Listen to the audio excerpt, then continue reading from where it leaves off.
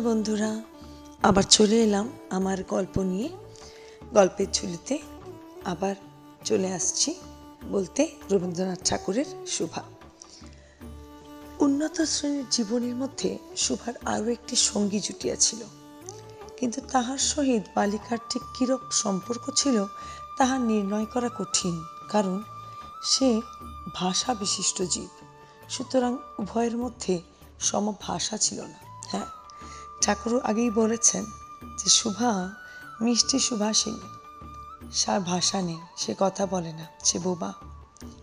এবং জীবন, পরিস্থিতি, পরিবেশ, মানুষজনের মধ্যে দিয়ে কত রকম কথা শুনিতে শুনিতে সে বড় হইতেছে। তাই তার গাভী ছাড়া তার বন্ধু কেউ ছিল না। হ্যাঁ, যে জীব কথা বলে না, সেই গাভী, ছোট বিড়াল ছানা, কুকুর, তারাই ছিল সুভার সঙ্গী। এখানে আবার ঠাকুর আরও একটু আমাদের বুঝিয়েছেন।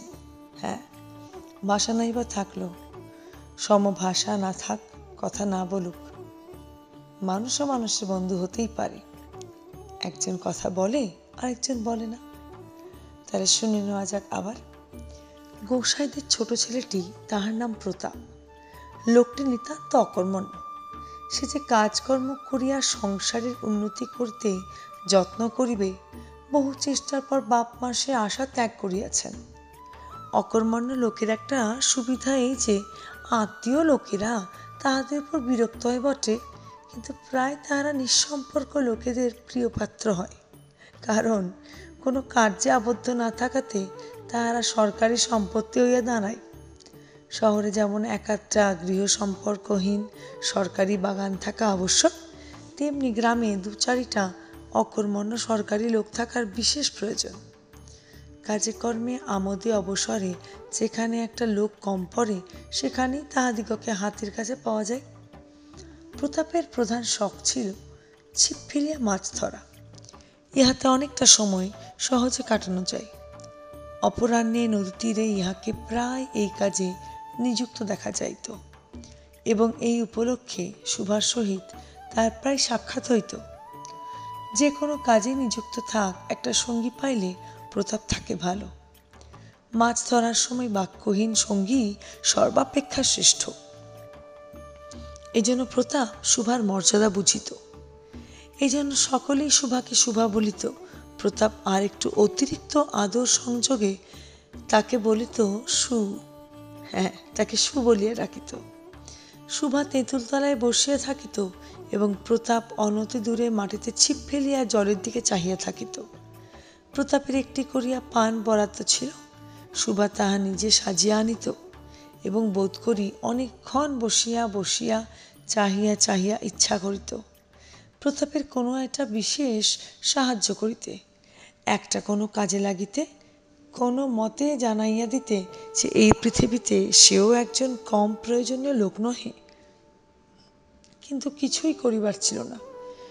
তখন সে মনে মনে বিধাতার কাছে অলৌকিক ক্ষমতা প্রার্থনা করিত।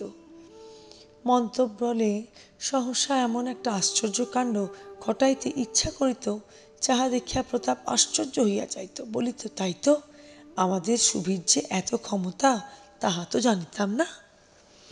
মনে করো, সুভা যদি জলকুমারী হইত, আস্তে আস্তে জল হইতে উঠিয়া একটা সাপের মাথার মণির ঘাটে রাখিয়া যাইত। প্রতাপ তাহার তুচ্ছ মাছ ধরা রাখিয়া সেই মানিক লইয়া জলে ডুব মারিত এবং পাতালে গিয়া দেখিত রূপার অট্টালিকায় সোনার পালঙ্কে কে বসিয়া? আমাদের বাণীকণ্ঠের ঘরের সেই বোবা মেয়ে সু। আমাদের সু সেই মণিদীপ্ত গভীর নিস্তব্ধ পাতালপুরীর একমাত্র রাজকন্যা। তাহা কি হইতে পারিত না? তাহা কি এতই অসম্ভব? আসলে কিছুই অসম্ভব নয়, কিন্তু তবুও সু প্রজা শূন্য পাতালের রাজবংশে না জন্মিয়া বাণীকণ্ঠের ঘরে আসিয়া জন্মিয়াছে, এবং গোসাইদের ছেলে প্রতাপকে কিছুতেই আশ্চর্য করিতে পারিতেছে না। সুভার বয়স ক্রমে বাড়িয়া উঠিতেছে।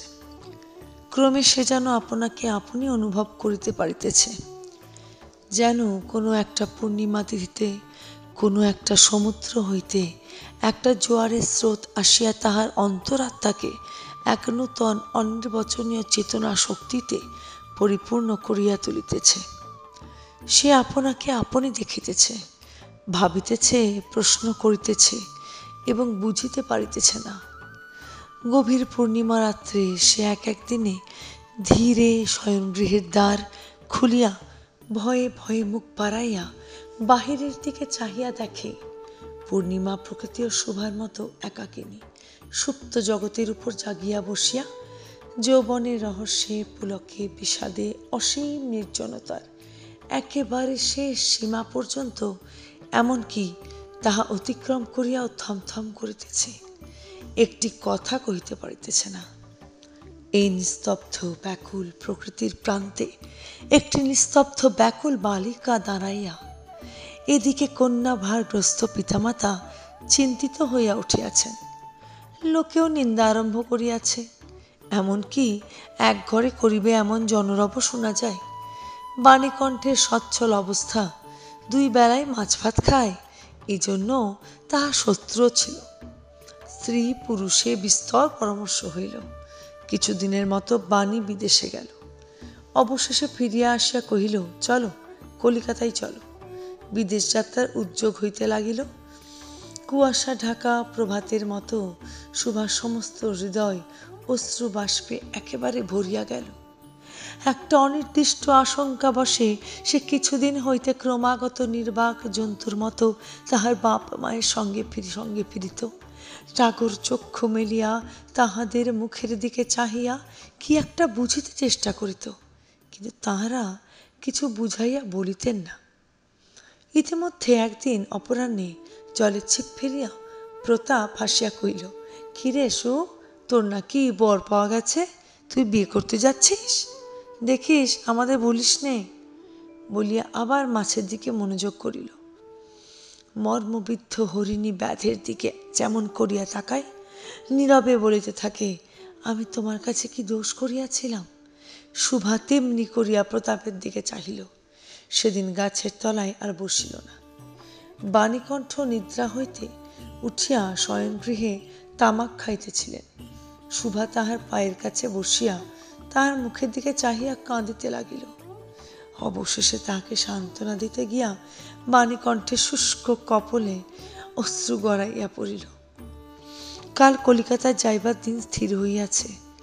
শুভা গোয়াল ঘরে তাহার বাল্যসখীদের কাছে বিদায় লইতে গেল।